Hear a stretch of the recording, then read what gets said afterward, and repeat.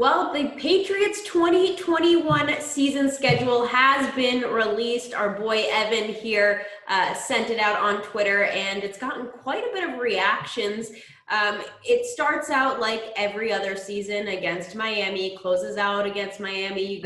This happens every year. I'm not really surprised by that. But yeah. Evan, what were your biggest takeaways of this year's schedule, just looking at it, first impressions? Yeah, starting with Miami is obviously not a surprise. Second straight year, the Patriots will open at home against the Dolphins. But the Week 4 game against Tom Brady and the Tampa Bay Buccaneers was surprising to me.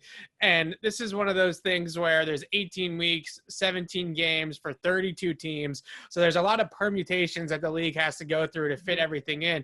But I was really surprised that it's so early on in the season. I thought that this was going to be a game later on in the year, a little bit more high stakes. Potentially Mac Jones starting for the Patriots by that point in the season. I don't think we expect Mac Jones to start by Week 4. So this is going to be Tom Brady versus Cam Newton, most likely. Yeah. I think it would have had a whole lot more buzz if both teams are in a playoff race later on in the year, the rookie starting at quarterback for the Patriots. It's going to get a lot of attention anyways. Tickets are going to be up the wazoo for this game. It's going to be impossible to get a ticket, but I did find it surprising that the Week 4 Bucs game is so early on in the calendar. And the other thing that really stood out was the Week 14 bye.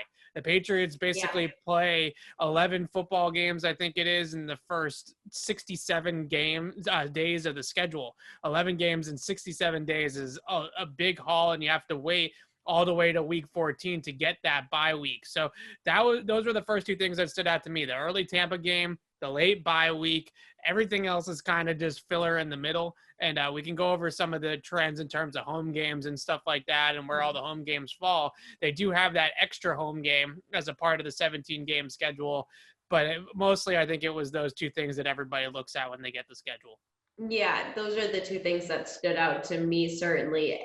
Honestly, the bye stood out to me more than the Bucs game in Week 4, just because it's like there is no break in this schedule for these guys. Do you think this team can handle it?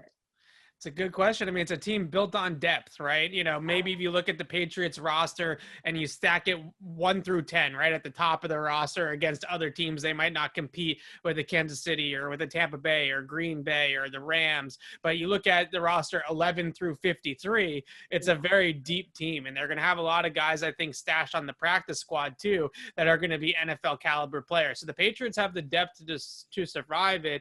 I don't know. I go back and forth. Obviously, the middle of the season bye is the best one, right? You get a Week 8, a Week 7, Week 9 type bye week. That's the best case scenario for the team. But I actually think the late bye is better than the early bye, because at least you know that break is coming. When you get a bye in Week 4 or Week 5 and you have to play the gauntlet the rest of the season, that's when it can get really taxing. So at least they know the break is coming at some point. And they also avoided going over to London, which was a possibility too, to play the Falcons in Wembley. So they don't have to make a London trip. I think that they can withstand the fact that they have a late bye. Yeah, count me out on the London trips. I am not into that one bit. All right, well, for all of our Patriots coverage, head to clnsmedia.com and subscribe to our YouTube channel over at Patriots Press Pass.